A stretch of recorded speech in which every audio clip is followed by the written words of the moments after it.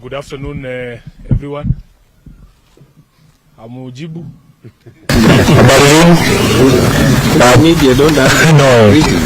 Thank you so much. It's good to see you back here at Chungwa House. Maybe I should say Happy New Year. We have not seen each other here for a long time.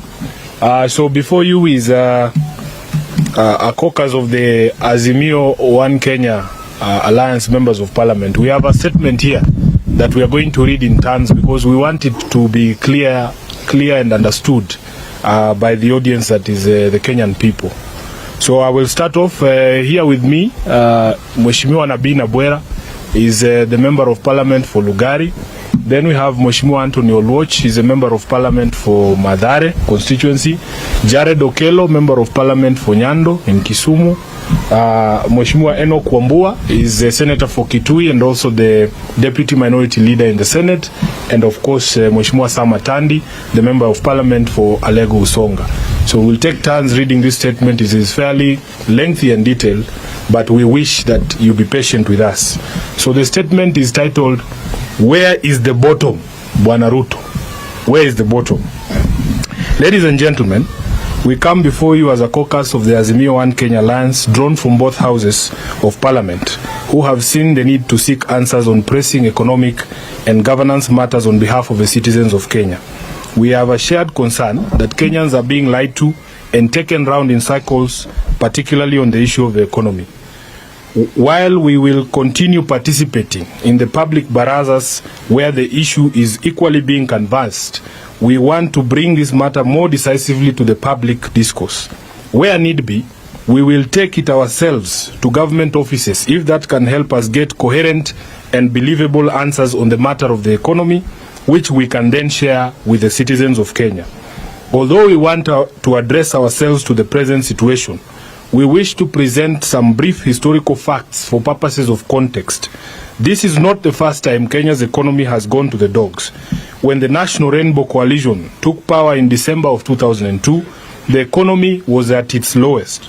It was growing at about 1%. The World Bank, the IMF, and most bilateral lenders had cut funding for Kenya. Tourism had collapsed, the road network had collapsed, infrastructure was in tatters, corruption was at its highest as the only thriving industry in the country. There were no decent jobs for university graduates, businesses had cut costs to the bone, including a series of massive layoffs.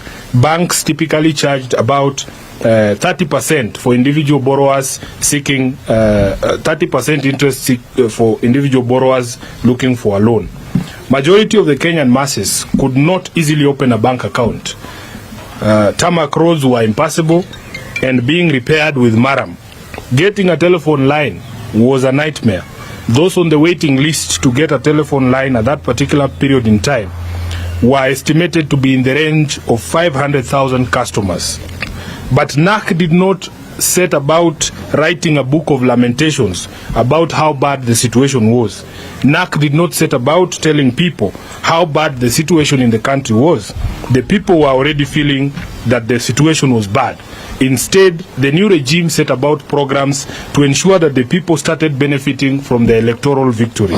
Within months of coming to power, the NAC government presented the country with a result-based program of priority government actions designed to meet the medium-term objectives of economic recovery strategy for wealth, employment, and creation. I will let my brother Enoch Wambua proceed from there. Thank you. To address the economic stagnation, NAC targeted the strengthening of the microeconomic framework.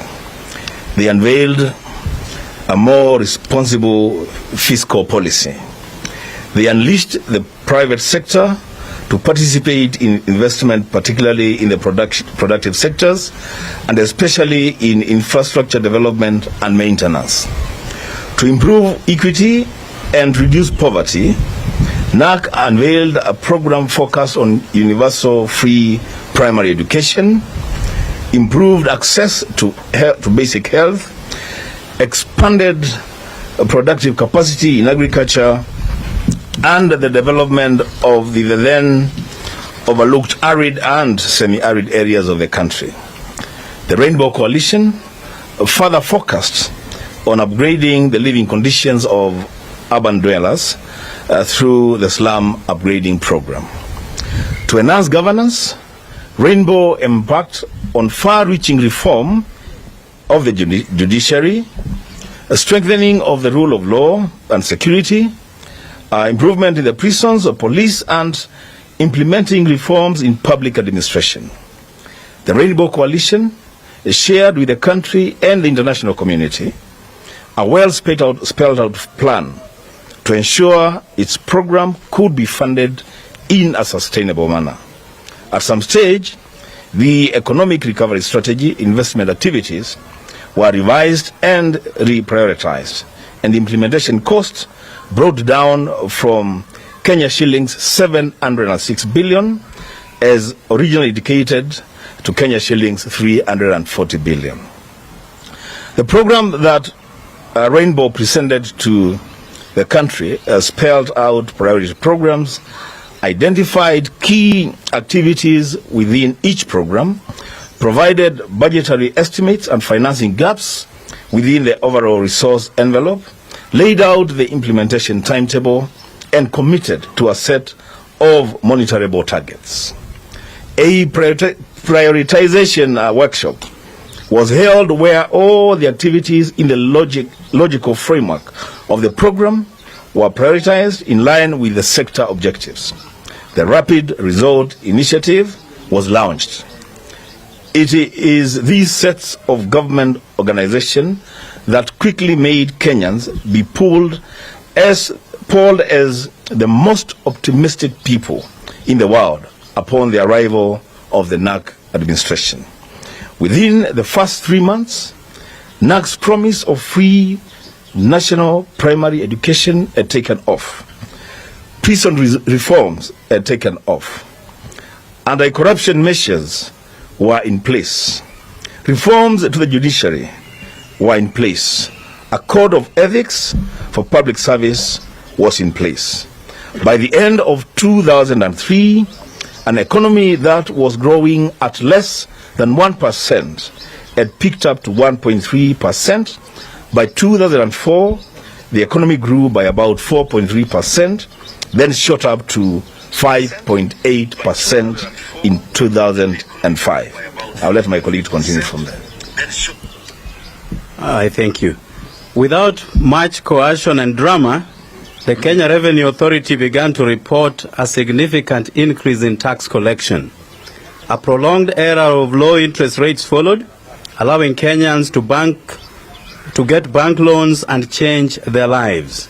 For the cabinet, former President Kibaki assembled an impressive team of reformers who had the ability to turn around the economy and the institutions that had suffered as a result of neglect and corruption.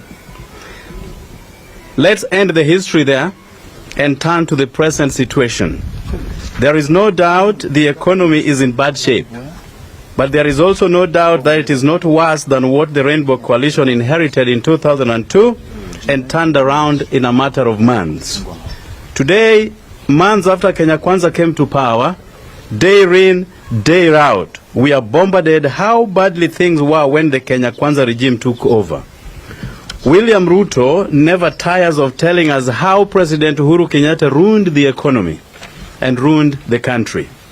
It does not seem to matter that Ruto was deputy president that entire period.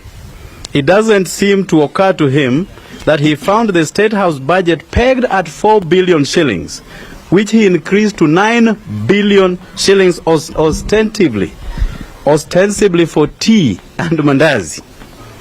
He has introduced offices hitherto unheard of in public service, including prayer warriors called intercessors, office of the first daughter, and office of the spouse of the prime cabinet secretary.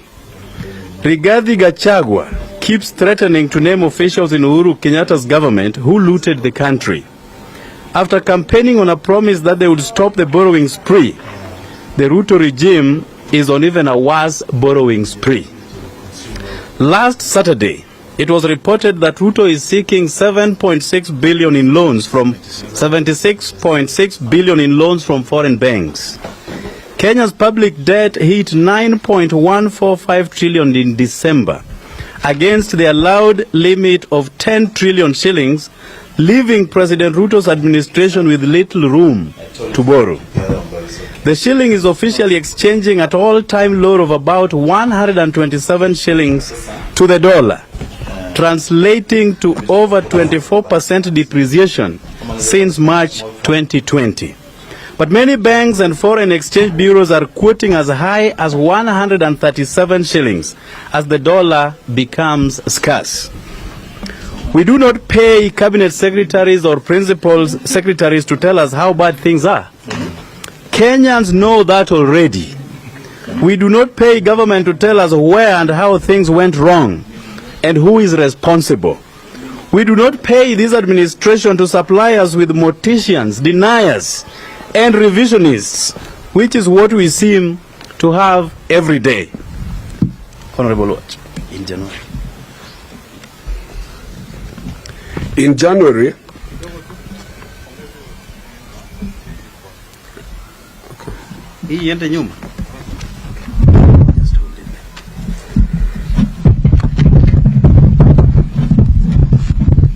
are we okay?